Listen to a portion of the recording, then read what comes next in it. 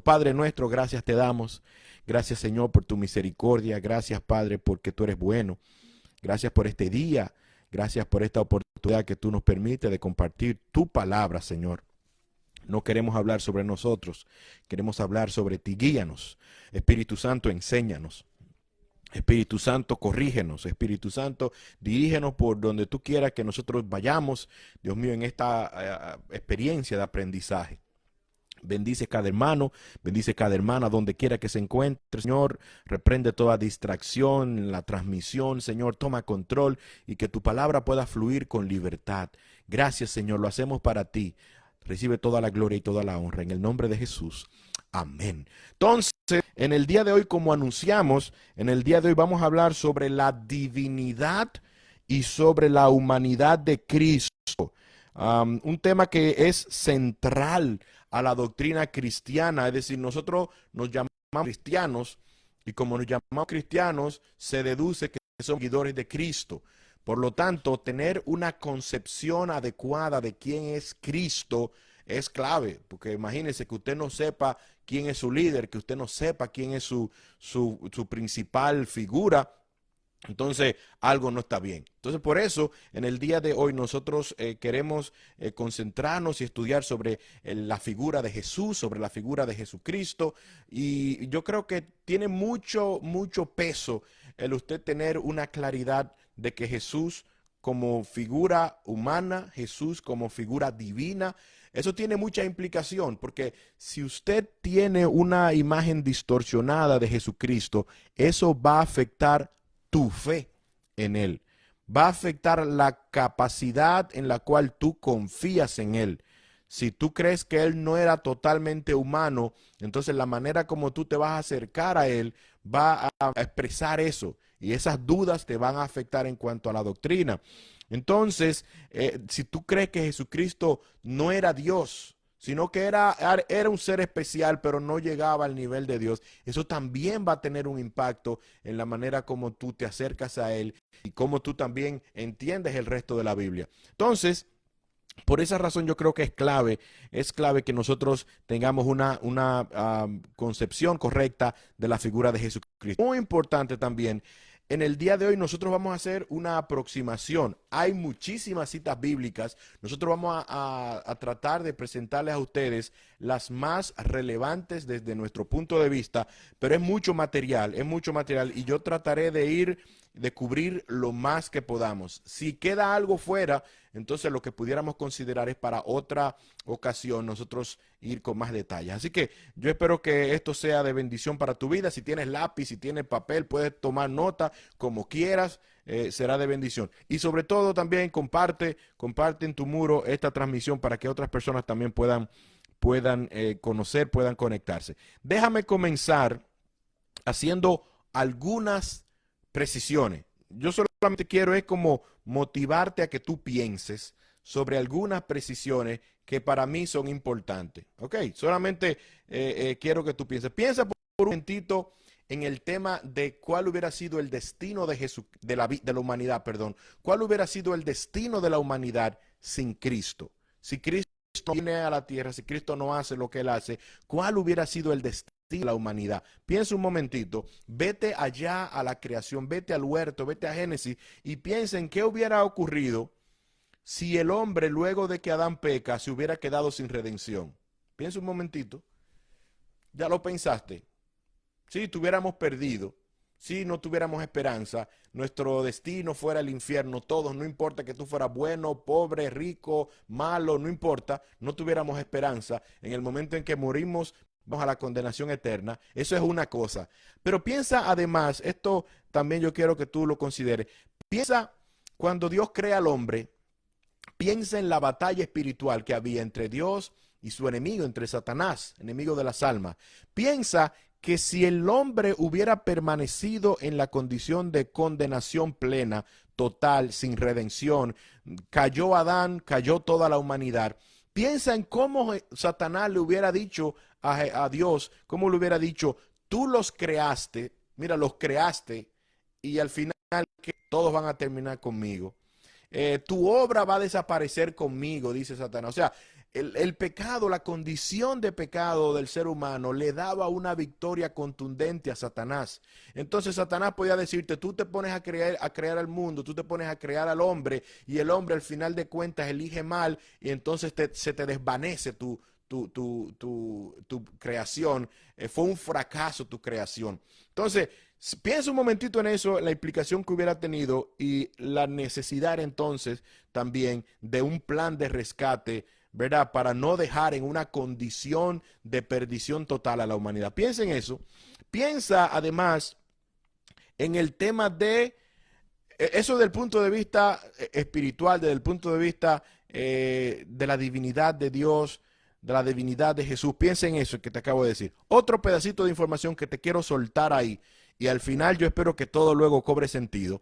Te explico el tema de muchas personas que siguen la religión tradicional, la religión católica, que tengan, o no solamente los que creen en la religión católica, o no solamente en los que creen, ¿verdad?, en esa práctica, sino en sentido general, si tú dudas de la humanidad de Cristo, eso genera un problema, porque por ejemplo, muchas personas, y no es que quiero estar utilizando el ejemplo de otra religión, pero es para que me entiendas, fíjate que si Jesucristo no es 100% humano, si Jesucristo no tuvo una condición súper especial diferente a usted y a mí, si Jesucristo realmente no podía pecar porque él tenía una fuerza adicional que no podía, era como que rechazaba el pecado, si Jesucristo no era igualito a ti, igualito a mí, entonces posiblemente mucha gente se ve tentado y lo hace.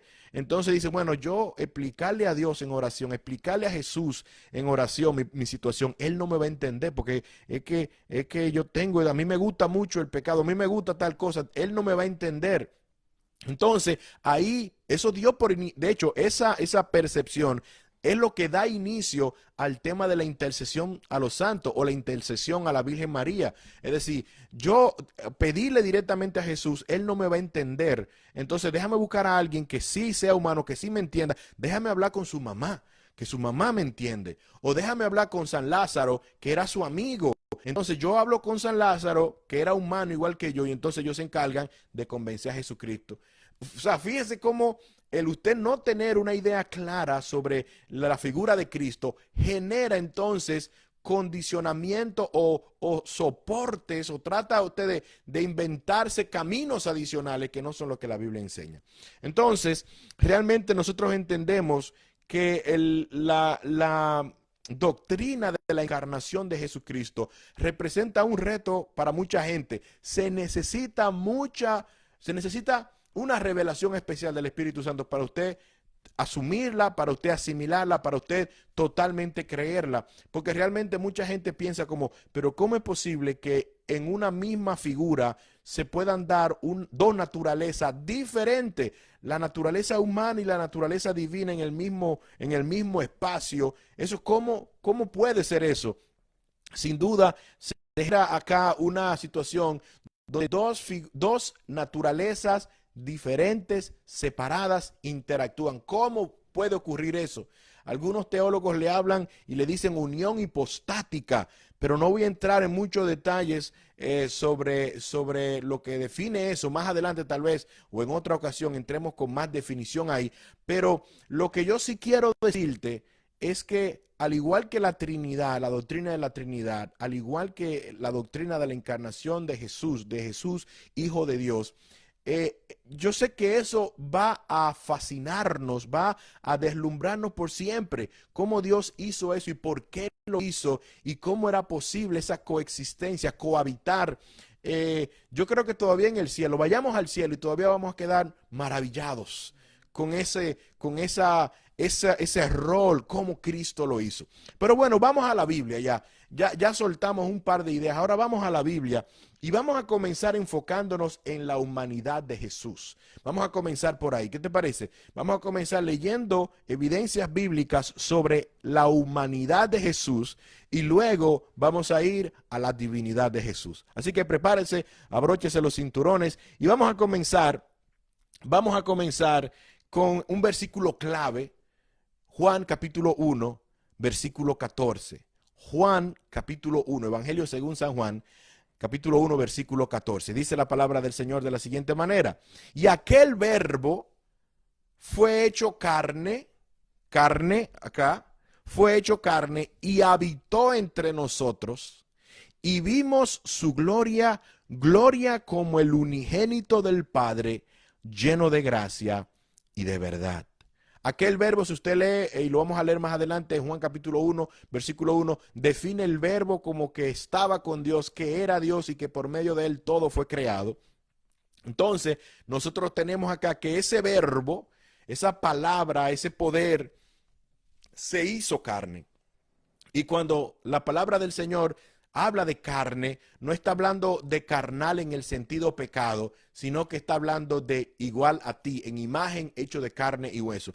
Jesucristo, a diferencia de muchas figuras que aparecen en mitologías y en otras religiones, Jesucristo no aparece porque vino un rayo, cayó y él apareció en el medio de la nada, o porque vino una brisa sobrenatural y dio mucha vuelta, una cuestión estática, generó una chispa y apareció un hombre en el medio de la nada con ropa como el Terminator o algo así. No, hay otras religiones que forman una deidad que viene de una forma inexplicable. En este caso, Cristo nace igualito que tú y yo.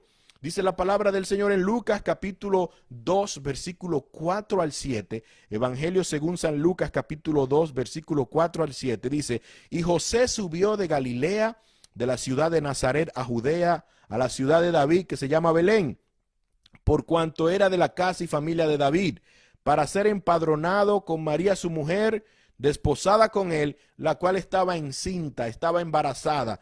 Esa gestación de Jesús no fue diferente a la gestación de tu mamá o la gestación que tú tuviste cuando estaba, ¿verdad?, gestando a tus hijos. Igualita, ella estaba encinta y aconteció que estando ellos en Belén se cumplieron los días de su alumbramiento y dio a luz a su hijo primogénito. Y dio a luz, así como las mujeres daban a luz en parto natural, así mismo salió Jesús, todo embarrado, ¿verdad? Tuvieron que envolverlos en pañales y lo acostó en un pesebre porque no había lugar para ellos en el mesón. Cristo nace de mujer, Cristo nace como cualquiera de nosotros, igualito. Habla de su humanidad, acuérdense que estamos hablando de su humanidad. Jesucristo, como era la tradición, como era el rito, Jesucristo nace con todas sus partes, nace con todas sus funciones, y como nace normal y natural, hay que circuncidar al muchacho. En Lucas 2, versículo 21, versículo 39, versículo 40, dice la palabra del Señor: cumplidos los 8 días para circuncidar al niño, o sea, al niño Jesús lo circuncidan. Repito, muy importante, si lo circuncidan es porque nació con todo su hierro, ¿verdad que sí? Cumplidos los 8 días para circuncidar al niño, le pusieron por nombre Jesús, el cual le había sido puesto por el ángel antes de que fuese concebido. Después, versículo 39 dice: después de haber cumplido con todo lo prescrito en la ley del Señor, o sea, después que cumplieron con lo que la Biblia, lo que la ley, mejor dicho, establecía sobre la purificación de la madre, la purificación del niño, etcétera, etcétera, subieron a Nazaret. Versículo 40, Jesucristo tiene un proceso natural y normal, y el niño crecía y se fortalecía. O sea, no fue que nació y al otro día ya era grande. No hubo un proceso sobrenatural en cuanto a su desarrollo, no. Jesucristo estaba, de acuerdo a la palabra del Señor, creciendo como cualquier otro niño, y se fortalecía y se llenaba de sabiduría, y la gracia de Dios era sobre él. Estaba creciendo como cualquier otro niño. También, hablando de la humanidad de Jesús, a Jesús le daba hambre, o sea, habían necesidades físicas igualita a la tuya y a la mía. O sea, Jesucristo, dice la Biblia, que sufrió hambre, sufrió sed, se cansaba cuando caminaba mucho, le daba sueño, igual que a ti y que a mí. O sea, él no era un ser especial que se podía estar 24 horas sin dormir y seguía, no, limitado como está limitado el hombre. Versículo 2 del capítulo 4 de Mateo: y después de ayunado 40 días y 40 noches, tuvo hambre. Después de haber estado en un proceso de ayuno ahí, que se fue al desierto consagrándose, ¿verdad?, purificándose, porque él estaba sometido igualito a las tentaciones que tenemos nosotros, a los deseos, a los apetitos carnales que teníamos nosotros, y por eso él se sometió también a ese proceso de purificación. Pero después de 40 días ayunando, Moisés también le pasó lo mismo, él tuvo hambre. Versículos 6 y 7 del capítulo 4 del libro de Juan. Y estaba allí el pozo de Jacob. Entonces Jesús, cansado del camino, igual que tú y que yo, se cansó, se sentó así junto al pozo. Era como la hora sexta, al mediodía, y vino una mujer de Samaria a sacar agua y Jesús le dijo, dame de beber. O sea, se cansaba. Nota esto, estamos hablando sobre la humanidad de Jesús. Mateo 8:24 enseña que se levantó en el mar una gran tempestad tan grande que las olas cubrían la barca, pero Jesús dormía. Se había pasado el día predicando, se había pasado el día ministrando a la gente, y como era normal, le cayó el sueño. Jesús, hombre igualito que nosotros, plenamente.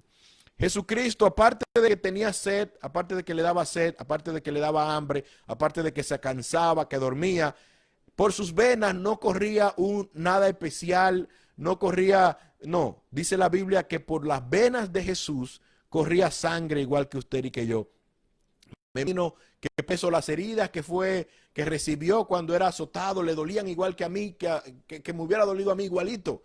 Dice la palabra del Señor, pero uno de los soldados, dice en la palabra del Señor, le abrió el costado con una lanza y al instante salió sangre y agua. Cuando lo hieren ya al final, ¿verdad? Que ya estaba muerto, sale sangre de su cuerpo y sale agua también, porque todo el estrés, y eso hay una explicación médica para eso, todo el estrés a que él fue sometido, dice que generó esa situación donde un suero de la sangre se desprende también. Entonces, a través de las venas de Jesús corría sangre igual que la tuya.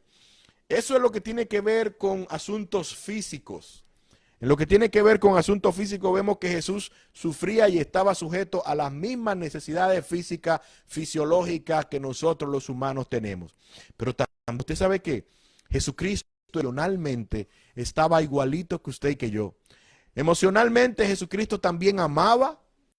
Dice la palabra del Señor, lloraba. Vamos a leer lo que dice, por ejemplo, cuando amaba a Jesucristo, decía que amaba a Lázaro, amaba a María. Cuando estaba hablando con el joven rico, le dice, y miró al joven rico y lo amó. Jesucristo amaba, dice la palabra del Señor, que lloraba. Juan capítulo 11, versículos 33 y 35. Evangelio según San Juan, capítulo 11, versículos 33 y 35. Entonces Jesús, al verla llorando, cuando muere Lázaro, él va a visitar a Lázaro. Cuando ve a la familia de Lázaro llorando, entonces Jesús, al verla llorando y a los judíos que la acompañaban también llorando, se estremeció en espíritu y se conmovió. ¿Alguna vez usted ha ido a un velorio y usted no tiene, a un funeral, usted no tiene la más mínima intención de llorar? Usted conocía a la persona, pero no era que era muy cercano, usted va a cumplir. Pero cuando usted llega y ve la gente llorando, a la mamá llorando, a la esposa llorando, a los hijos llorando, a todo el mundo hablando de lo bueno que era, y la gente, usted como que, usted no ha terminado llorando. A mí me ha pasado que usted no fue con ese propósito, pero usted mirando el dolor, como que eso se contacta, como que eso se pega. Entonces Jesús, realmente él amaba, y vamos a ver cómo dice el versículo 35. El versículo 35, él realmente tenía sentimientos hacia Lázaro, hacia esa familia que estaba sufriendo. Pero lo que quiero destacar es que él, al ver a la gente, eso le llegó. Se conmovió al ver la gente lamentándose, condoliéndose y llorando. Y el versículo 35 del capítulo 11 de Juan dice que Jesús lloró. Lágrimas salieron de su sangre, de sus ojos. Cuando tú estás en una situación de tristeza, cuando tú estás en duelo, cuando tú estás sufriendo la pérdida de un ser querido, cuando tú estás en una situación de dolor, enfermedad, lo que sea, y lloras, tú puedes estar convencido de que Jesús te entiende, porque él fue conmovido en su espíritu y él lloró también. Entonces, él tenía la condición de verse afectado en este plano humano por las circunstancias que a nosotros también nos afligen. Jesús lloró. Jesús sentía compasión por la multitud, sentía compasión por las personas que andaban, dice la Biblia, como ovejas que no tenían pastor. Jesús, anota esto también se enojaba. ¿Alguna vez tú te has enojado por qué sé yo, porque llegó tarde la persona que tú esperabas, o te enojaste porque de alguna manera no te salieron las cosas como tú esperabas? Bueno, Jesús se enojó también. El versículo Marcos capítulo 3 versículo 5, Marcos, Evangelio según San Marcos capítulo 3 versículo 5.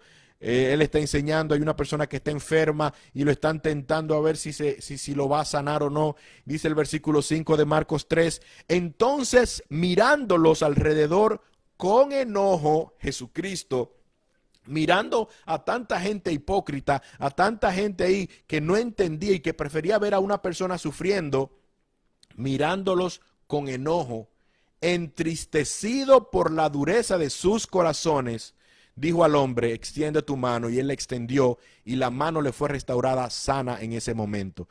Jesucristo se enojó, Jesucristo se entristeció al ver cómo la gente tenía dureza en su corazón. Pero también dice la palabra de Dios en Marcos capítulo 10, versículo 14, cuando los discípulos están evitando que los niños se acerquen a él para bendecirlos. Marcos 10, 14 dice, viendo Jesús lo que sus discípulos hacían, se indignó. Cuando usted ve una injusticia y usted se indigna, pues déjeme decirle, eso es una sensación normal y natural del ser humano. Jesucristo, al ver esa injusticia de esos niños que querían venir a tocarlo, querían venir para acercarse a él y ser bendecidos, los discípulos dicen, muchacho, vete. Jesús se indigna y dice, no, no, no, déjalo que lleguen. Deja que llegue, porque de los tales es el reino de los cielos. Por lo tanto, mis hermanos, estas son algunas evidencias de la Biblia que me enseñan que Jesús era un humano, fue igual que yo, sometido a las mismas circunstancias físicamente y emocionalmente. Dice la palabra del Señor en Primera de Juan, capítulo 4, versículos 2 al 3. Preste atención a esto. Primera carta de Juan, capítulo 4, versículos 2 al 3. En esto conoced el Espíritu de Dios. Todo espíritu que confiesa que Jesucristo ha venido en carne es de Dios. Y todo espíritu que no confiesa que Jesús ha venido en carne no es de Dios. Y este es el espíritu del anticristo. El apóstol Juan está diciendo, cualquiera que venga a decirte que Jesús tenía una naturaleza especial, eso no es de Dios.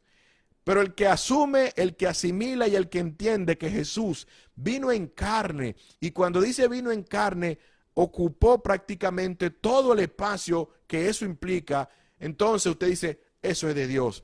Primera de Juan capítulo 4, versículo 2 al 3. Hebreos capítulo 2, versículo 14 lo dice de la siguiente manera.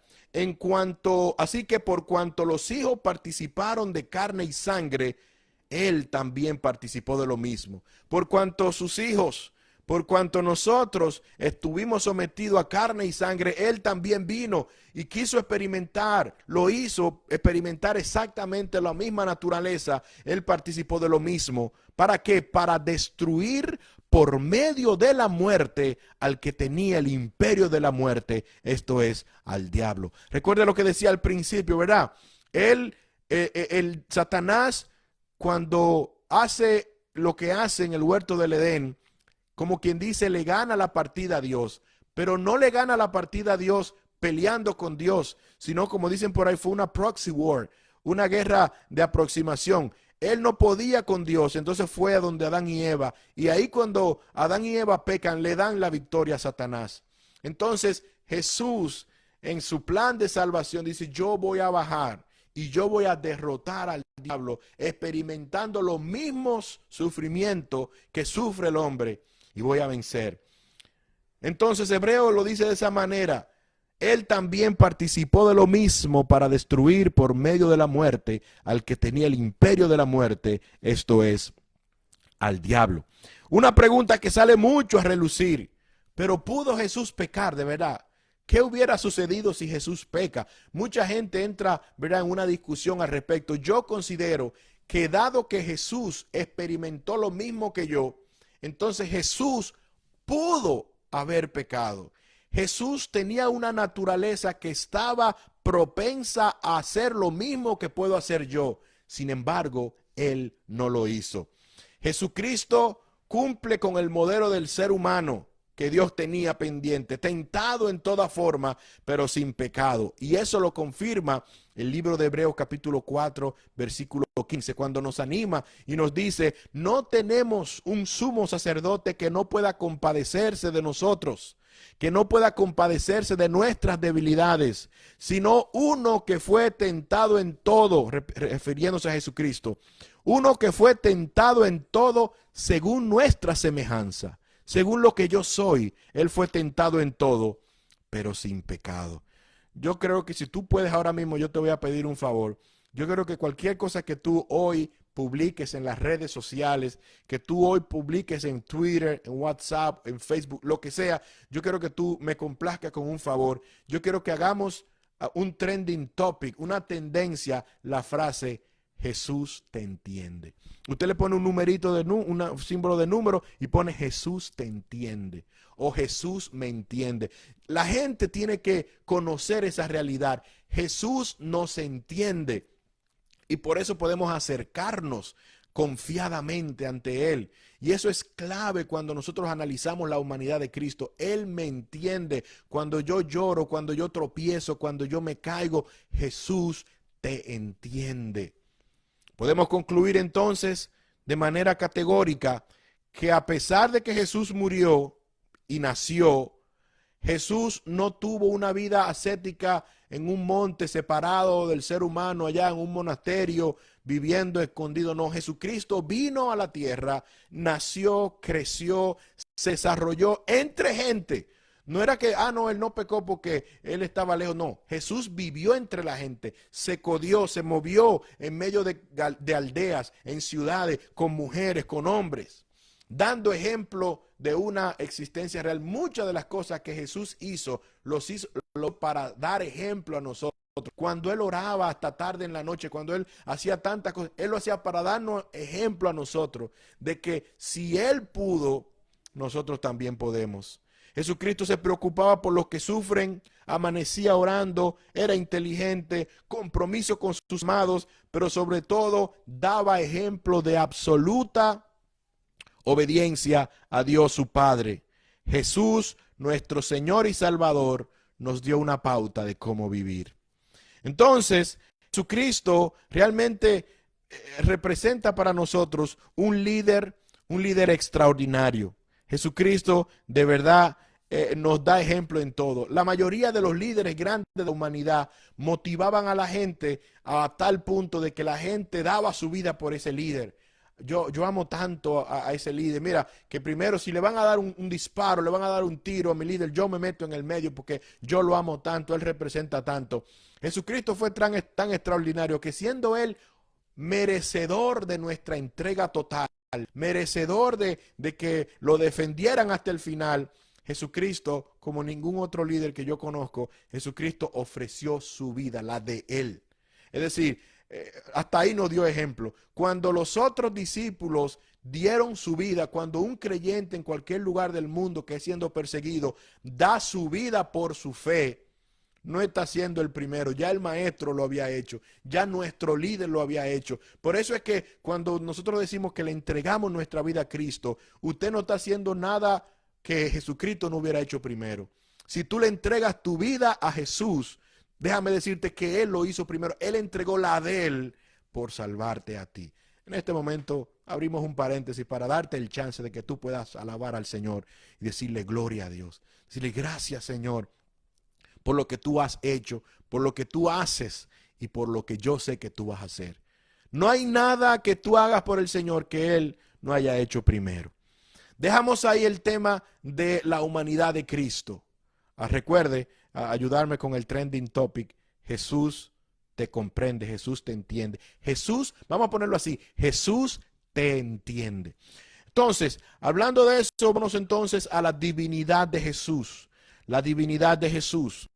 Lo primero que yo quiero que usted entienda es que recuerde, ahora entendimos que Jesús es 100% hombre. Ahora vamos a analizar la parte de la divinidad, de la deidad de Jesucristo. Vamos a buscar en el libro de Lucas capítulo 1 versículo 35. Así nosotros vemos cómo la Biblia apoya, cómo la Biblia enseña la naturaleza de Cristo humana y la naturaleza divina de Jesucristo. Lucas capítulo 1, versículo 35. Respondiendo el ángel le dijo: el Espíritu Santo vendrá sobre ti, y el poder del Altísimo te cubrirá con su sombra, por lo cual también el santo ser que nacerá será llamado Hijo de Dios. Ahí comience a tomar nota de esa parte de la divinidad de Jesucristo. Mucha gente, y hay algunas religiones hoy día que desafían, que rechazan el tema de la divinidad de Jesús. No es nuevo. Desde aproximadamente el año 300 y algo después de Jesucristo, se levantó una persona, un presbítero de Alejandría allá en Egipto, llamado Ario, y ellos comenzaron, él generó un movimiento de seguidores, se le llamó arianismo, a la enseñanza de que Jesús no era del todo Dios, él no llegaba a Dios, él no era totalmente Dios. Y en nuestros días los testigos de Jehová promueven esa enseñanza. Y una de las cosas que ellos dicen es que Jesucristo nunca dijo él mismo: yo soy Dios, adórenme como Dios. Y déjeme decirle, Jesucristo realmente nunca él mismo dice yo soy Dios, pero él pronuncia palabras que lo dan a entender. Y lo vamos a analizar ahora. Y déjeme decirle, esto puede ser como una especie de anuncio. Estoy pensando en los versículos que generan controversia. Tal vez no lo entremos en detalle ahora porque el tiempo no nos da, pero en otro episodio como este, posiblemente vamos ahora para ver si el Señor nos ayuda, y en otro episodio podemos dedicarlo solamente a la interpretación correcta de esos versículos que usan los amigos de los testigos de Jehová. Pero bueno, Jesús nunca dice directamente yo soy Dios, pero ¿qué dice Jesús de sí mismo? Vamos a ver algunos versículos que tal vez nos pueden ilustrar sobre lo que él mismo pensaba de él, Mateo capítulo 13, versículo 41. Evangelio según San Mateo, capítulo 13, versículo 41. Hablando de la parábola del trigo y la cizaña. Enviará el Hijo del Hombre a sus ángeles y recogerán de su reino a todos los que sirven de tropiezo y a los que hacen iniquidad. ¿Qué es lo que yo quiero resaltar acá? La primera parte del versículo, Jesús refiriéndose a él, al Hijo del Hombre, enviará a sus ángeles, ¿Cómo? No está diciendo enviará a los ángeles de Dios, sino que le está diciendo enviará, yo tengo ángeles, a mis ángeles. A mis ángeles, ese sentido de posesión de sus ángeles da a entender entonces como, espérate, pero entonces si Jesús tiene ángeles, si él mismo dice que él tiene sus ángeles, entonces ahí comienza a dar como una evidencia de lo que él piensa. Jesucristo también, sin que nadie le dijera, Jesucristo establece su señorío sobre el pecado y su capacidad para perdonar pecados, algo que la Biblia antes de él establecía que eso solamente era una atribución de Dios. En el Marcos capítulo 2, versículos 5 al 7, al ver Jesús la fe de ellos, le dijo al paralítico: hijo, tus pecados te son perdonados. Estaban allí sentados algunos de los escribas, los cuales cavilaban en su corazón y decían: ¿por qué este hombre habla así? Blasfemia dice. ¿Quién puede perdonar pecados si no solo Dios? Y Jesús está diciendo: tus pecados te son perdonados, yo te los perdono. Entonces Jesús también dijo en un momento, aparte de esa capacidad de perdonar pecados, que da a entender entonces esa condición, ¿verdad? Que lo hace Dios, que lo iguala a Dios. También en Juan capítulo 8, versículo 58, hay algo muy interesante que eso de verdad refuerza. Es uno de las evidencias más fuertes sobre qué Jesús decía de él con respecto a su divinidad. Juan capítulo 8, versículo 58. Jesús le dijo: de cierto os digo, antes que Abraham fuese, yo soy. No dice yo fui, no dice yo era. Antes que Abraham fuese, yo soy. Está hablando de su preexistencia, pero también esto, no sé si le suena una campanita, la palabra en griego que se utiliza para esta frase, la palabra original, es lo mismo que aparece en Éxodo capítulo 3, cuando Dios se le revela a Moisés y le dice: pero ¿cuál es tu nombre? Y dice: yo soy el que soy. Y si alguien pregunta quién te envía, yo soy te he enviado. Ego eimi. Eso no era una frase común que se podía decir como que está hablando con un hombre. No, Jesús está atribuyendo, antes que Abraham fuese, yo soy, utilizando las mismas palabras de Éxodo capítulo 3. Entonces, también hay una declaración contundente, para que usted vea, en otro momento, cuando Jesús es cuestionado. Busque Mateo capítulo 26, versículos 63 al 65. Mateo capítulo 26, versículos 63 al 65. Estamos acabando, no se preocupe. ¿Quiere que acabemos? Estamos acabando casi. Mateo capítulo 26, 63 al 65 dice, mas Jesús callaba cuando está siendo juzgado por los sacerdotes, por todos los oficiales, ¿verdad? Que lo tienen preso. Mas Jesús callaba. Entonces el sumo sacerdote le dijo, te conjuro por el Dios viviente que nos digas si eres tú el Cristo, el Hijo de Dios. Jesús le dijo, tú lo has dicho. Jesús no aprovecha el momento, su vida corre peligro, ¿verdad? Su pellejo está en el juego.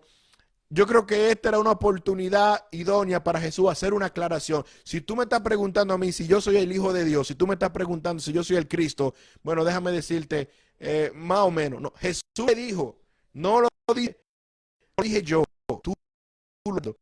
Entonces, aparte de que dice, tú lo has dicho, no corrige, no hace la oportunidad como de hacer una aclaración. Por el contrario, Jesús abunda cuando dice, tú lo has dicho, y además os digo que desde ahora el Hijo del Hombre sentado a la diestra del poder de Dios y viniendo en las nubes del cielo. O sea, él abundó, él aprovechó la plataforma utilizando las palabras del sumo sacerdote y él dijo, tú lo has dicho, pero no solamente eso, tú vas a ver más cosas. Entonces, en ese momento Jesús está tomando esa plataforma, está aceptando, ¿verdad?, que Él es el Cristo, el Hijo de Dios. Entonces eso fue tan fuerte que el sumo sacerdote rasgó sus vestiduras diciendo, ha blasfemado. ¿Por qué dijo eso el sumo sacerdote? Porque lo que dijo le dio a entender que él había aceptado eso que el sacerdote le había preguntado, que él era el Cristo, el Hijo de Dios. Ha blasfemado. ¿Qué más necesidad tenemos de testigo?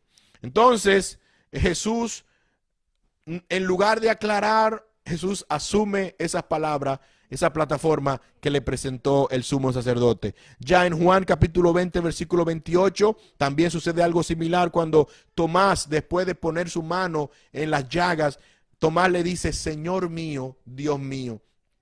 Él no está exclamando sorpresa, él no está diciendo, oh mi Dios, oh Señor, como digo yo cuando veo algo, o como dices tú cuando te sorprende algo, no. Él le está diciendo a Jesús, él le dijo, mire la palabra que dice, entonces Tomás respondió y le dijo, no dice y dijo, sino y le dijo a Jesús, Señor mío y Dios mío. Jesús no corrigió a Tomás, no rechazó eso, sino que lo aceptó. Entonces, Jesús mismo, esto es lo que nosotros podemos recopilar en la Biblia, algunas de las evidencias donde Jesús mismo da indicio de él como el Hijo de Dios, con los atributos, ¿verdad?, que le confería a Dios. Pero también que dicen otros escritores bíblicos, vamos a buscar lo que dice Isaías capítulo 9, versículo 6. Isaías capítulo 9, versículo 6 dice, porque un niño nos es nacido 500 años antes de Jesús, de que él naciere, un niño nos es nacido.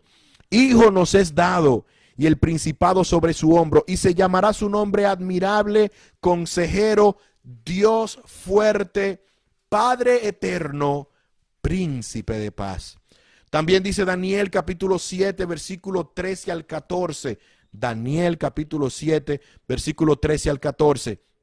Miraba yo en la visión de la noche y he aquí con las nubes del cielo venía uno como un hijo de hombre, que vino hasta el anciano de días y le hicieron acercarse delante de él. Y le fue dado dominio, gloria y reino para que todos los pueblos, naciones y lenguas le sirvieran.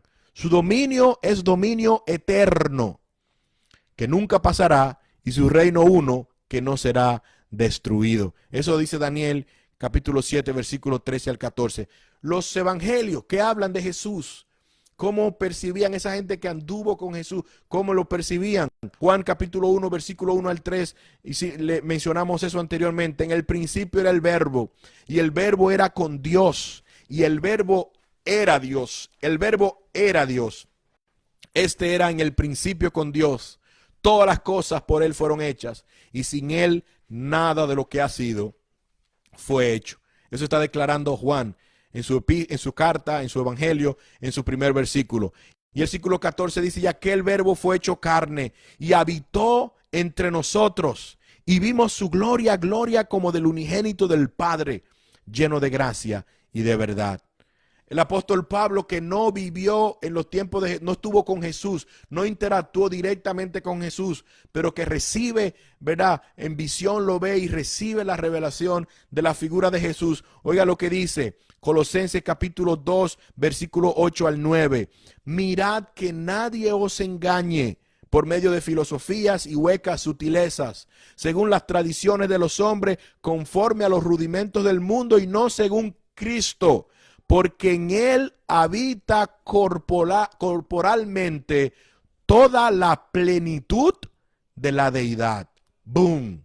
¿Qué más usted quisiera? El apóstol Pablo está utilizando palabras contundentes, está hablando de palabras definitivas, porque en él habita corporalmente toda la plenitud. Toda la plenitud. ¿Usted sabe lo que significa la palabra plenitud? Completo. Toda la plenitud de la deidad. Si usted entiende eso o usted no lo entiende, son otros 500. Eso es otro problema. Eso es otra realidad que necesitamos enfocarlo, que necesitamos indagar, que necesitamos estudiar. Que yo no lo entienda, no lo descarta. Recuerde eso. Que yo no pueda asimilar una verdad no significa que la verdad no sea verdad.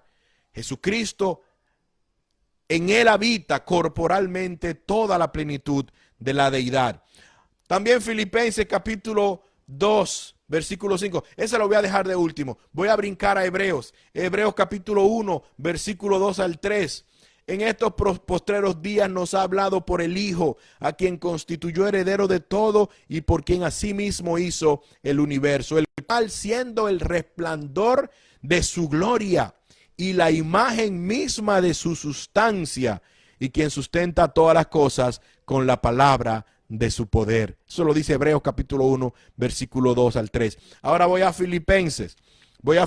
Estamos casi terminando. Filipenses capítulo 2, versículo 5 al 8. Haya pues en vosotros este mismo sentir que hubo también en Cristo, el cual, siendo en forma de Dios, no estimó el ser igual a Dios como cosa a que aferrarse, sino que se despojó a sí mismo, tomando forma de siervo, hecho semejante a los hombres, y estando en condición de hombre, bajó a ser hombre, y estando en condición de hombre, bajó más. Se humilló a sí mismo, haciéndose obediente hasta la muerte, y muerte de cruz. Y siendo igual a Dios, de la misma semejanza, de la misma sustancia, no estimó el ser igual a Dios. No dice no estimó ser parecido a Dios, ser igual a Dios como cosa a que aferrarse, sino que se despojó a sí mismo, tomando forma de siervo, hecho semejante a los hombres, y estando en condición de hombres, se humilló a sí mismo, haciéndose obediente hasta la muerte y muerte de cruz. Entonces, mis hermanos, nosotros podemos ver con esta recopilación, hay más, les dije, pero aquí tratamos de resumir evidencias bíblicas que soportan, que apoyan, que enseñan, que promueven la doctrina que la iglesia cristiana evangélica enseña, que la iglesia asume, asimila, que cree como una piedra básica en el edificio en el que se construye nuestra fe, nuestra religión, nuestro sistema de creencia. Nosotros creemos que Jesucristo, por la evidencia bíblica que tenemos, era 100% hombre. Y por la evidencia bíblica que tenemos, que acabamos de relatar, Jesucristo era 100% Dios. cómo interactuaban estas dos naturalezas en su figura. Puede ser difícil de entender, difícil de asimilar, pero la Biblia sí lo enseña. Y déjeme decirle algo, llama poderosamente la atención, y esto yo creo que también debe ayudarnos a entender que el agente de la creación es el mismo agente que nos salva. Presta atención a esto que te acabo de decir. La palabra de Dios enseña en el libro de Génesis que todo lo que fue hecho por el verbo, la palabra. Dios hablaba y cuando Dios habla, la palabra tiene poder, el verbo, el logos tiene poder y hace que de la nada surja lo que es, ¿verdad que sí? Entonces ese verbo, ese logo, ¿verdad? Que es el agente de la creación. Lo que todo hecho fue creado por él y para él. Ese agente de la creación, cuando la creación es sometido a la perdición, cuando la creación máxima, que es el hombre, es sujeto a la condenación eterna, ese mismo poder creador, ese mismo agente creador, el logos, el verbo, se humaniza. Oiga, qué cosa más poderosa. Se humaniza para redimir a su creación, para redimir al hombre, para darle la oportunidad al hombre a que sea salvo, para que la condenación eterna, que era lo que nos tocaba a nosotros por ser caídos, por haber pecado, recibiera un cambio dramático. El mismo agente creador, el Hijo de Dios, es el mismo agente salvador. Ese mismo Hijo de Dios asume esos roles. Yo creo que esto es una situación muy importante, un momento muy importante para que nosotros reflexionemos. Tengo más versículos bíblicos, pero no voy a mencionar más versículos bíblicos. Lo voy a dejar ahí para que nosotros asimilemos esta realidad y que nosotros podamos de manera humilde, ¿verdad?, maravillarnos y decir, oh, cuán grande es Jesús. Oh, cuán grande obra maravillosa hace el Hijo de Dios, que se despoja y viene a mi nivel, buscando entenderme, dándome ejemplo, muere, resucita, sube a los cielos y ha dicho que viene a buscarnos pronto. Yo creo que debe ser un momento para que nosotros reflexionemos y le demos gracias al Señor. No sé, usted me dice, yo no sé en los hindúes que piensan en muchos dioses, yo no sé en los musulmanes, yo no voy a pensar en los que tienen otro sistema de creencias. Yo lo que te puedo decir a ti, que hoy yo alabo a Dios. Hoy yo glorifico a Jesús, al Dios que yo le sirvo, a mi Salvador por lo que hizo por mí, por lo que hace por mí y por lo que va a seguir haciendo. Sin duda alguna me maravillo y debo darle gracias al Señor porque a nosotros nos ha sido revelada esta verdad que nos fortalece, que nos anima, que nos debe motivar a nosotros vivir comprometidos con su causa, comprometidos para Él. Si Él ha hecho tanto por mí, si Él se ha acercado tanto por mí, dime qué es lo que tú vas a hacer por Él. Amigo que me escucha en esta hora, entiende que Jesús te ama, entiende que Jesús ha hecho todo lo posible para Él, para que tú seas salvo. Y que te invita a que le creas, a que le aceptes, a que conozcas más de Él, para que tú seas salvo también. Y no solamente serías salvo de la condenación, sino que también tendrías la oportunidad de una mejor vida, de una vida nueva, una vida llena de paz, llena de gozo, una vida con propósito. Entonces tenemos más que razones para glorificar al Señor y vivir sometidos a Él, vivir sometidos en obediencia a su palabra, a sus enseñanzas, amarle, promoverle. Eso es algo que nosotros tenemos que hacer, promoverle, porque Él quiere que nosotros promovamos su obra. Él quiere que nosotros promovamos quién es Él y lo que Él hace y por qué lo hace. Así que, hermanos, yo le animo y recuerden esta hora, recuerden poner, ayúdenme con la tendencia, todo junto, número, el símbolo de número, Jesús me entiende. Jesús te entiende. Vamos a dejarlo, Jesús te entiende. Vamos a hacerlo trending topic. Jesús te entiende. En medio de tu dolor, en medio de tu circunstancia, Jesús te entiende, te ama y quiere salvarte. Ahí donde te encuentras, demos gracias al Señor. Aprovecha este momento. Si puedes levantar tus manos, levanta tus manos, adora al Señor, glorifica al Señor. Dale la honra y la gloria que Él merece. Padre nuestro, gracias te damos, Señor, por tu misericordia. Gracias por tu fidelidad. Gracias, Señor Jesús, porque, Dios mío, tú has sido bueno con nosotros. Gracias, Padre. Te honramos, Hijo de Dios. Te bendecimos, te glorificamos, Hijo de Dios. Recibe toda la gloria, toda la honra, toda la majestad. Gracias, Señor, por venir a nacer. Gracias por morir. Gracias por vivir. Gracias por enseñarnos. Gracias por darnos la oportunidad de ser rescatados. La oportunidad de salvación. Gracias, Señor. Te honramos, te bendecimos. Y Dios mío, te damos, dedicamos nuestra vida a ti. Y te pedimos que nos ayudes, que nos ayudes, que intercedas por nosotros para tener las fuerzas para caminar vidas que te honren, que te bendigan, vidas que sirvan para inspirar a otros a seguirte también. Gracias te damos de todo corazón en el nombre de Jesús. Amén. Dios me le bendiga muchísimo. Yo espero que este tiempo, este estudio bíblico, esta clase bíblica haya sido de edificación, y oro para que el Espíritu Santo, esto que hemos hablado, no solamente se te quede aquí en los oídos, sino que baje al corazón, y que estas verdades sean motivaciones, sean combustibles para tú seguir en medio de las circunstancias de cualquier situación, seguir adorando y sirviéndole a Jesucristo, nuestro Salvador, el Hijo de Dios. Dios me le bendiga mucho. Un abrazo. Recuerde, dele compartir. Aproveche en este momento para que otros también conozcan lo que el Señor es y lo que Él hace. Dios me le bendiga mucho. Reciba un fuerte abrazo. Tengan un feliz resto del día. Y con la ayuda del Señor, el próximo domingo tendremos una clase similar a esta. Dios me le bendiga mucho. Bye bye.